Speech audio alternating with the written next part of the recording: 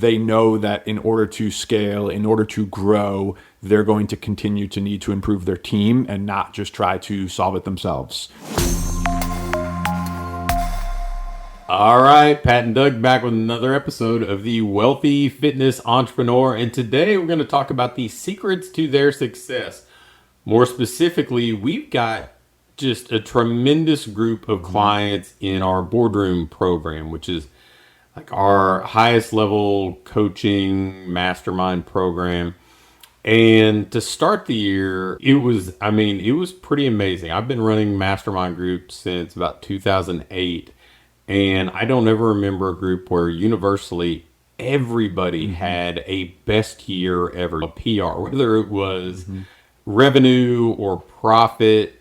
And then we turned around the other day at a meeting, and Doug, I know you asked them, hey, how was your May? And almost across the board, it was kind of the same thing. It was like, hey, we had our best month ever, or we had the most profit ever, or hey, I had $27,000 in profit, or six-figure months. And everybody's thriving in a month that isn't historically a peak month in our industry, unless you're like a sports performance business and you're pre-selling summers.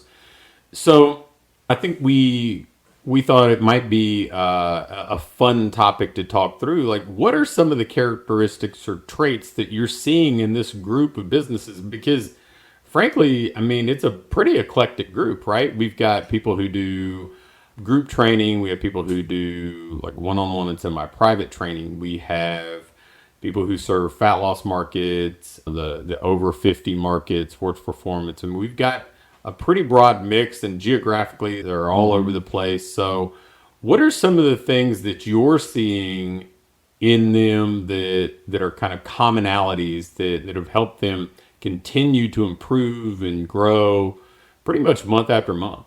Yeah, I mean, I would definitely point out May is, in our industry, not typically a strong month, and that was really cool. I mean, obviously recapping the year was cool to see too, but recapping May was actually surprising. I was not expecting it to be that many wins across the board. So if I look at commonalities, number one, I would say, is the benefit of the mastermind is others in the group.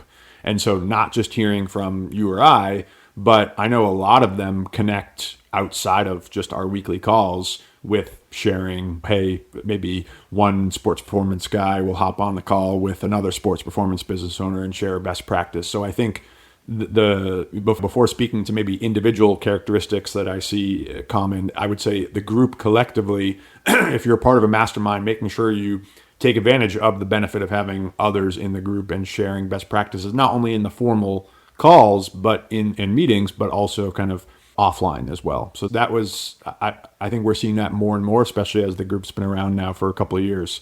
The second thing would just be the consistency of they've all adopted some version of a monthly marketing plan, where it's not just marketing when you need clients, or not just marketing when you have the time to market, but making sure that by midway through the month, they are mapping out the following month. And sure, they're using the group to come up with what their offer is going to be or what other strategies they may need to implement. But there's not a question of if they're marketing or not. It's just the norm that every month they're going to implement some marketing plan. Yeah, I think obviously both of those have been kind of front and center. I think one of the things that I've noticed that may not be as obvious to maybe the naked eye is just how they've plugged the holes. They all have gotten to be pretty adept at tracking their numbers. They've got to be pretty adept at dialing in client experience and improving things like retention. So all this stuff, it just compounds. If you have fewer people walking out the door, and even if you're getting the same number of new people, again, that compounds. If you are raising your prices, and so your rates are higher, and you're continually adding those new people, but at that higher rate, same stuff. And I guess just the fact that nothing is really, it's not like some of the stuff that we've seen historically through the industry where people just caught a wave. And I mean, I remember when people were, riding the Groupon wave. And I had clients whose business 5X'd just by running some Groupons. And then same thing with originally the challenges where people would run an ad and fill up a challenge by driving people to a Wufoo form, and it'd be maxed out in 2 or 3 days. And then they'll lose 20 and 6. It's not anything like that. It's these relatively simple, not necessarily easy, but relatively simple systems that they install. And they're always, I don't want to say tinkering because that almost kind of like belittles the importance of what they're doing, but they're always finding areas to improve. They're kind of updating something, even if they have it in place. They're working on the business continually and not being kind of immersed just in the business. And it has, I mean, it's been pretty amazing because I think one thing that maybe it was, I think you prompted Melanie and Jason the other day about something they had done or some improvements they had made. And it wasn't like this instantaneous surge. It was like, oh, we saw a little bit of improvement, then a little bit more, then a little bit more. Then before you know it, there's a big uptick, right?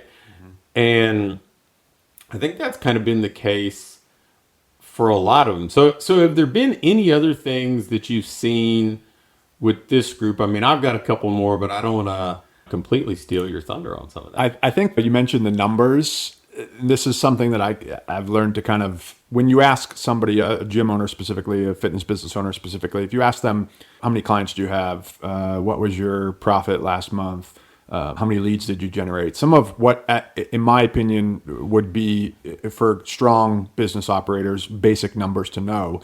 They're able to just spit them out without even, let alone needing to look them up, but even the ums and the ahs, they just know those numbers like the back of their hand.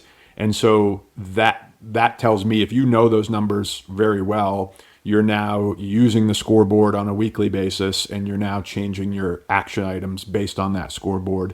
So just the awareness of those numbers, I think, is huge and something that we've seen. And there's a few folks, I think it helps to have a few folks in the boardroom group that are kind of labeled as numbers people that share best practices and share great spreadsheets and can kind of coach those that maybe aren't as thrilled by the numbers to at least get to learn them.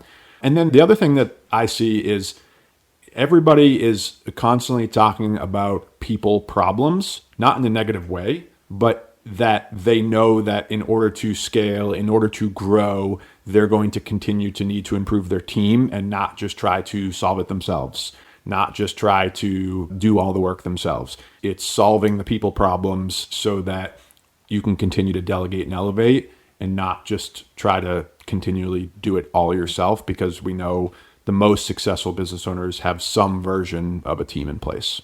So the only thing that I think we didn't touch on that I've noticed that is just kind of this recurring theme with all of them is they're just all engaged, right? The attendance at the mastermind meetings in person is really high. I mean, you can see comments like, hey, how much they prioritize this and how they schedule around it rather than just hoping it fits in their schedule.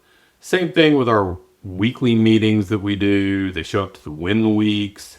And, you know, I mean, I don't want to make it sound like all this stuff's just, again, overly simple, but they prioritize improving. Whereas I think average business owners kind of just prioritize the status quo. They prioritize just maintaining where they are. And if they can fit in improvement, I mean, it's fine. But these guys prioritize improvement, and it shows. I mean, they have just continually up-leveled quarter after quarter, year after year.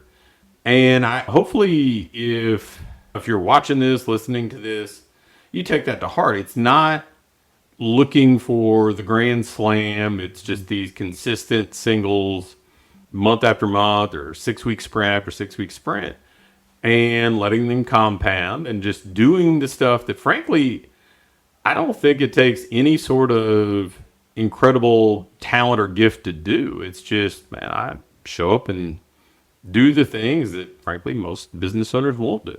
Yeah, and I think the last thing from my end would be, it can be helpful, inspiring, motivating, whatever you want to call it, if you are the kind of the low man on the totem pole and being maybe in a different room where you are maybe not the big fish. I think a lot of folks that we work with in Boardroom maybe they were the top dog and they, kind of got complacent, got comfortable, didn't see what the next level looked like. So once you join a group where, not hopefully in a defeating way, but there are people doing sometimes double, triple what you do in revenue and in profit, that is motivating to, obviously you want to chase your ideal business, but at the same time, it definitely, I think, puts some hunger behind what you're wanting to level up and not be complacent with where you're at. Very good. So hopefully some inspiring kind of secrets to their success, how a really strong group of business owners has continually improved month after month. So we'll be back again with another episode soon.